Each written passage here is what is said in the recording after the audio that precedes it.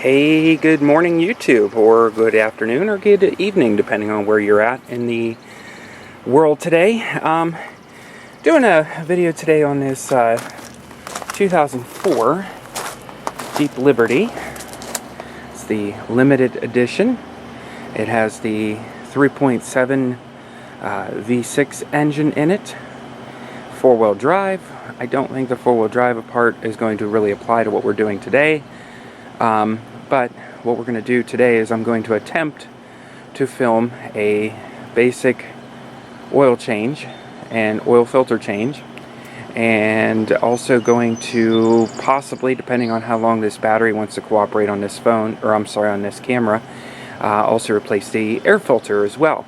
So once again, it's an 04 Jeep Liberty. It has about 126,000 on it, miles, a little over 126,000 miles.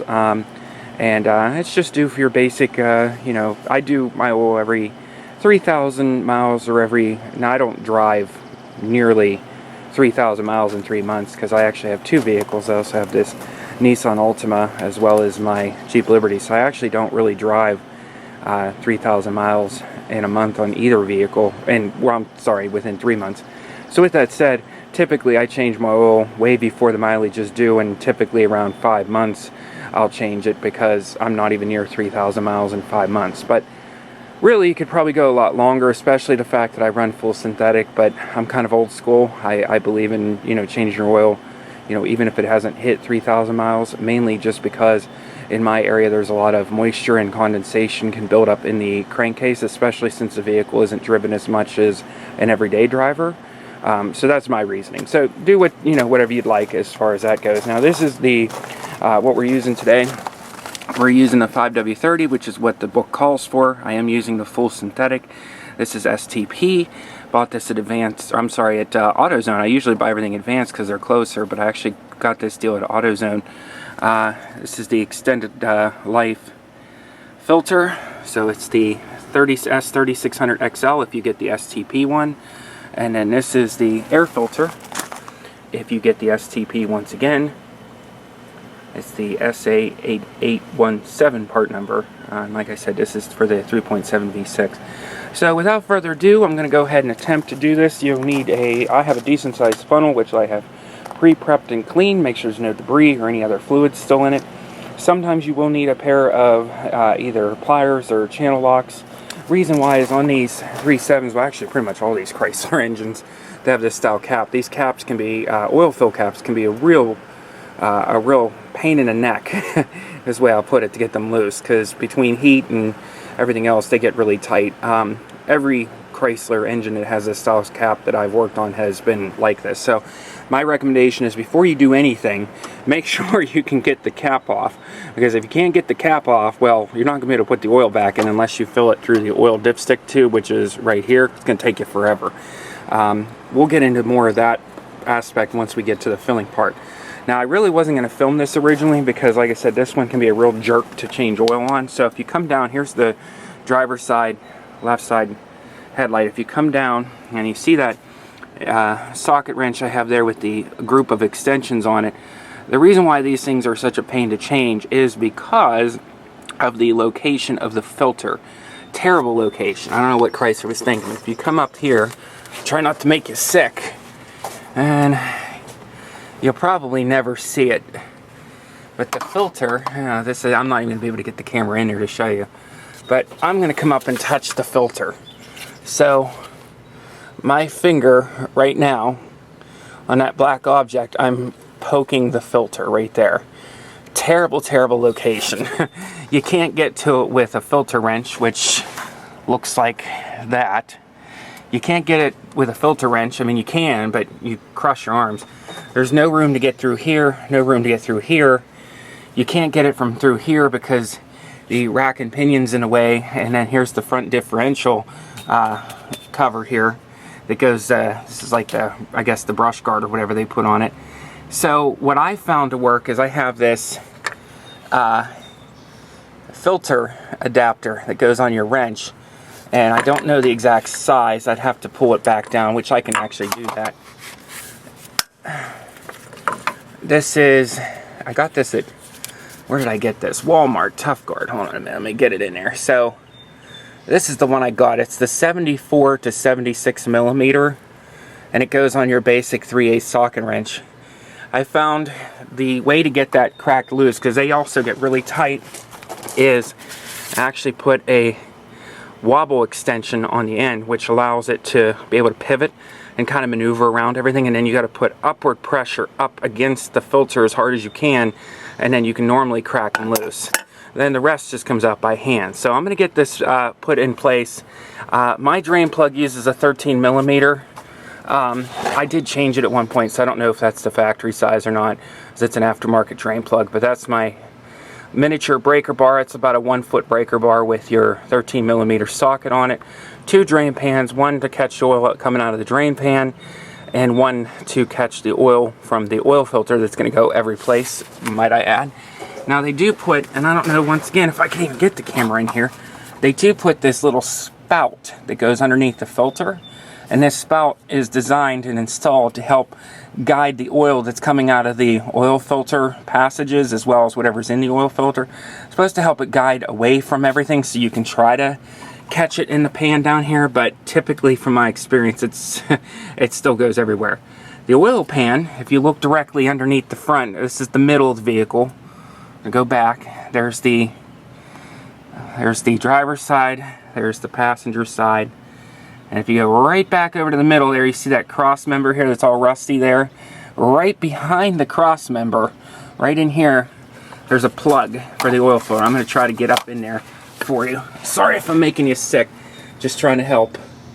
So if you look right about, where are we at? Let me get up in there so you can really see it.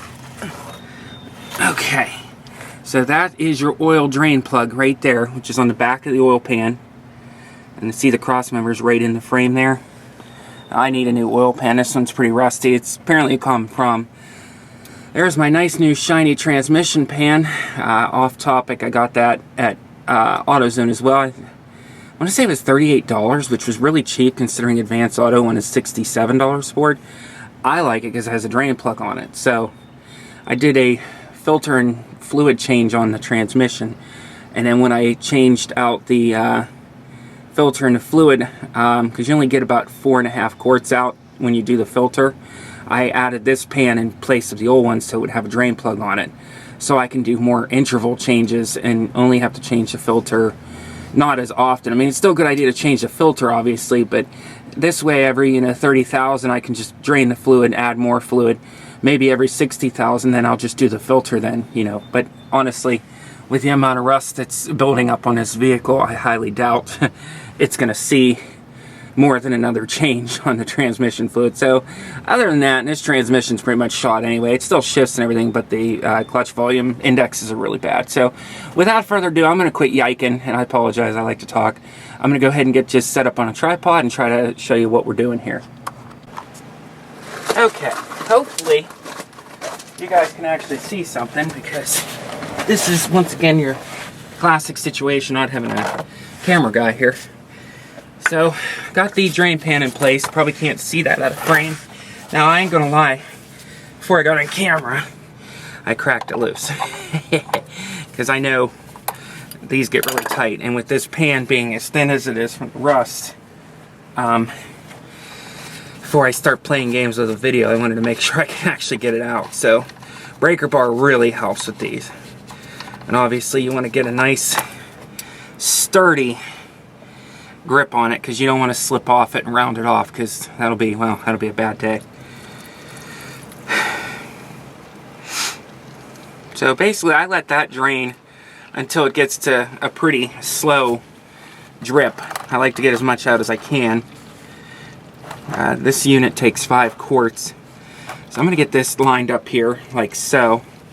I'm going to put my drain plug in a very safe place, and then I'm going to reposition the camera, because there's no point in you watching that drain for 3 days.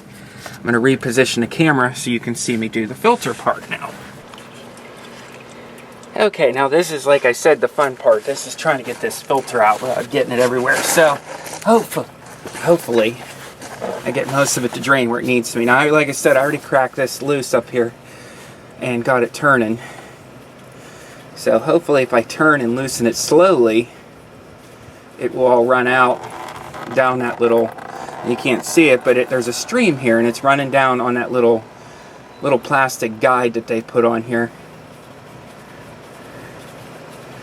Now one of the things you want to make sure is when you're changing a filter and oil on any vehicle, and I also want to add too, you really want to try and grip this the best you can when you're doing this, because this can get pretty interesting here when this starts flying everywhere. Because the oil will go everywhere. So getting the filter out of here is also a bit of a challenge too. Because they, once again, don't even give you enough room to physically fit the filter through here. It's a real fun thing to do, I'll tell you. You have the rack and pinion and everything like right there. So, alright, so you got to kind of go quick with it. I don't know if you could see that quick maneuver I just did. Otherwise, you'll get oil literally everywhere. I mean, you're pretty much going to get oil everywhere anyway, but just be expecting to make a giant mess when you do an oil change in these. I'm going to try to clean up most I can now. I'm out of brake cleaner. I like having brake cleaner on hand because I'll go and clean all this stuff up down here.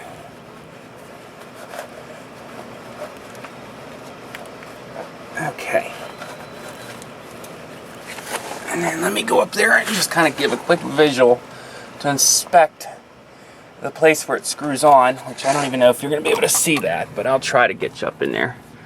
Let's see here. The camera will cooperate. Oh, boy. So, yeah, there, you can see it. Actually, right in the very, very middle of your screen, you can see where the filter screws on. What you want to make sure is that the O-ring comes off with that filter, because if it doesn't, you could double gasket the filter, and then you either cause a major leak or it'll get stuck in there and clog the passages for the oil. So that's where the filter goes, way up there next to the crank. Alright, so now we're going to go back up here and we're going to grab the filter and prep it. So like I said, I got the STP, extended life. Used to use these filters, honestly, pretty much used these filters all the time, you know, years ago when I was a kid and I was just starting to work on my vehicle. They seem like pretty decent filters. I've never had a problem with one. I mean, honestly, I've never had a problem with any oil filter, really. I'm not a big fan of the Fram. I think you'll hear that anywhere. I mean, not the disc Fram, because, I mean, obviously they have a great marketing campaign, but their quality of their filter is kind of not that great. They use, like, cardboard end caps and stuff, and they seem to have issues from what I've read. Now, once again, I've never had problems. I used Fram for many years and never had a problem. So, I think, honestly, what it comes down to is a rule of thumb. If you just change your oil and change your oil filter, you're not going to have a problem, you know. So this uses a nice synthetic material, silicone gasket. It also has a silicone drain back valve on it, so it's actually a pretty decent made filter. It's probably like a synthetic blend as far as the filter material. So this is going to give you a little bit longer interval, even though I don't really do a longer interval. So I'm going to try to get back in place, and you guys can watch my arm stuff this back in there again. Okay, so here comes the biggest controversy that you will probably ever hear about as far as oil filters. Should you pre-fill them? I think it's a good idea if you can pre-fill them with oil. This way it lubricates and helps prime the system so you're not getting a dry start.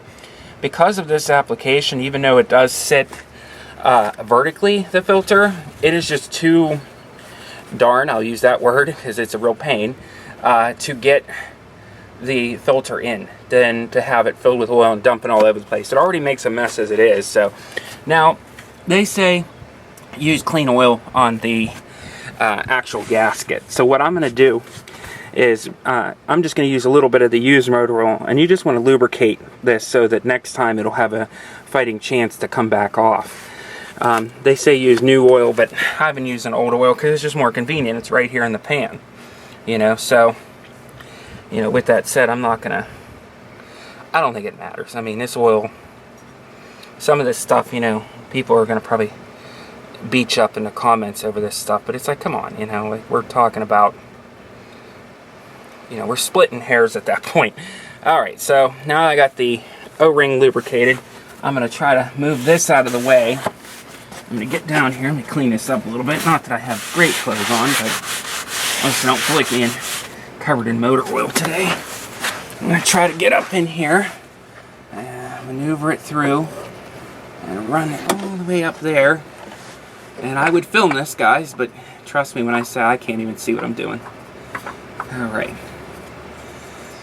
Okay, so now the general rule of thumb with these is you want to hand tighten them up there.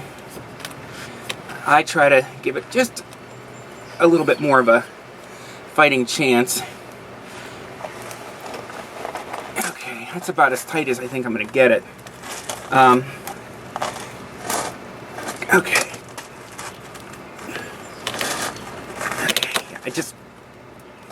There. I'm comfortable with that. These tend to leak a little bit, and that's why I gave it that extra little oomph. Alright, now we're going to go back under. Now you already saw where I took the plug out. So I'm going to go back under here, and I'll show you here in a second. Okay, we're back under. Now, they say to change the your plug, your oil drain plug. Some people argue and say every use. This one here is in good shape. The mating gasket and the sealing O-ring on it's still good. I'm not worried about it. We're rolling with this one.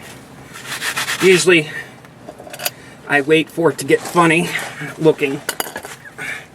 Alright, so I'm going to go ahead and we're always, I cleaned it off. Always start this by hand so that you don't cross thread it. You cross thread it, you're either going to be having to get the threads rechased, or even worse, you may end up having to replace the whole oil pan, which you don't want to do that, trust me. This vehicle's already needs done. So I don't know the torque spec. I just kind of go to like that. That should be good. Basically just you don't want to use your mind, not your muscle, as Erico would say. So we're done under here. The filter's in place. Like I said, I've gotten it as tight as I think I'm going to get it. I'm going to go back up and show you how to fill this beast back up. Okay, we're back up top. I need to move a little quickly because unfortunately, like I said, this camera battery's on its way out. I already pre-loosened this. I'm going to sit it aside. By the way, if you see any junk or gunk on here, like foamy white stuff, that's just moisture. That's very common on these. Usually, as long as it's not ridiculous, just wipe it off. What you see around here is I have a little bit of grease around here just to help the O-ring from locking up. Inside here, there's a little splash guard, I guess you would call it, that you have to take out. And this guy here goes in like this. And what that does is it just blocks off the airflow from the PVC valve, which is right there. So I'm going to sit that aside, grab my giant funnel, double check that it's clean, and it is. I'm going to dump that right in there. I always shake my motor oil just to get any additive package that might have dropped out on it back in place.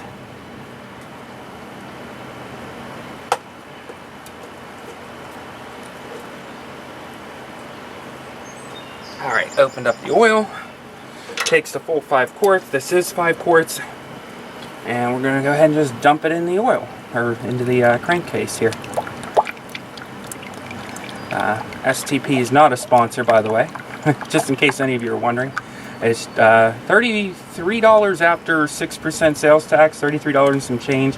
I got the 5 quarts 5W30 STP, full synthetic, the extended STP oil filter, $3,600, and I also got the air filter, pretty much all for that price. They had a special, so I was like, well, I need an air filter anyway, so hey, why not? Try to get as most of this out of there as we can. Oil was in a cooler garage, so it's not flowing as well as it could.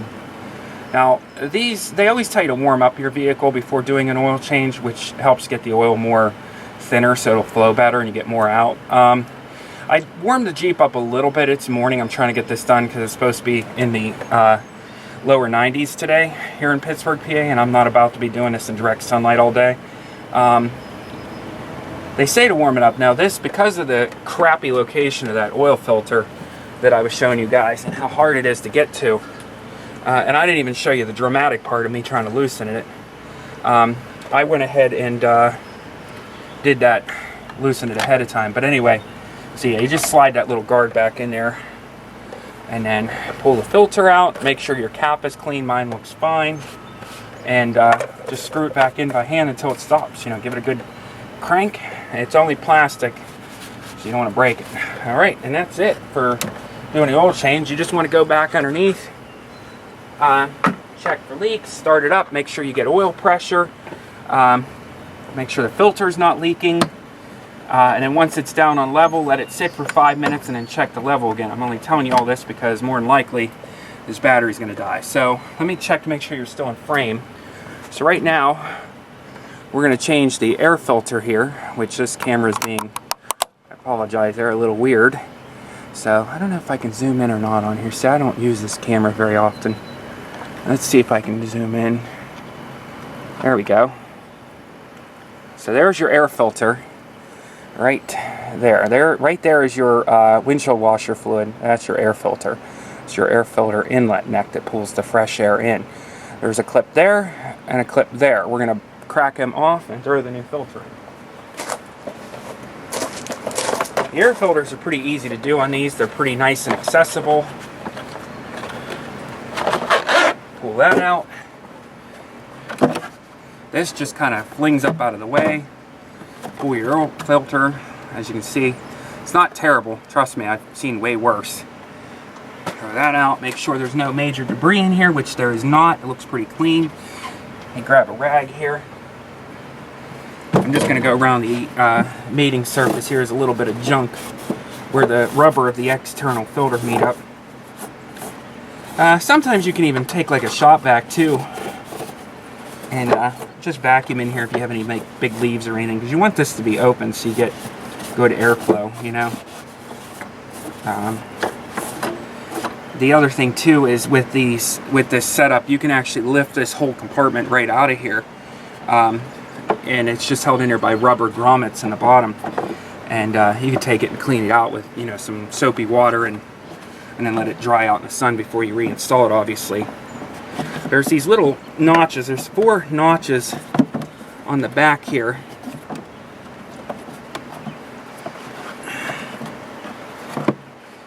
If I can get them back into place. Can't really show it to you because I can hardly see it.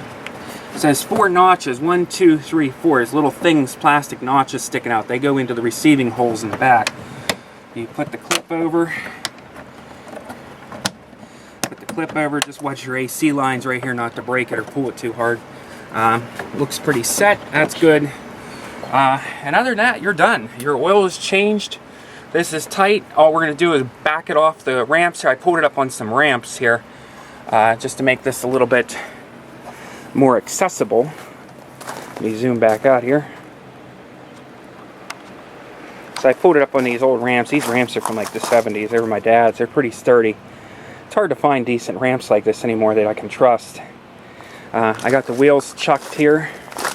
And this is stuff I probably should have mentioned at the beginning of the video, but I'm assuming if you're attempting this, you're going to use common sense.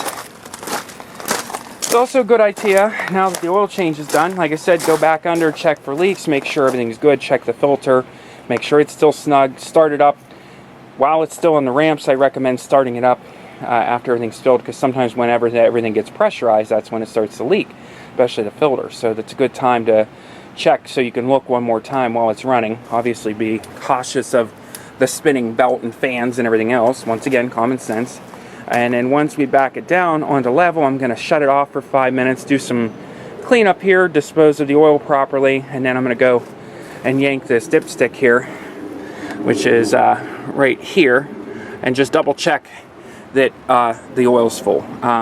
not a bad idea to also, while you're under here, just to check everything else out. You know, top off your windshield solvent, make sure your coolant level's good, check your transmission fluid. Transmission, you have to start it up and drive it around for a while until it gets up to operating temperature, and then you want to set the e-brake and make sure you're on a level. Chuck the tires, I'm telling you this because I'm putting this on YouTube.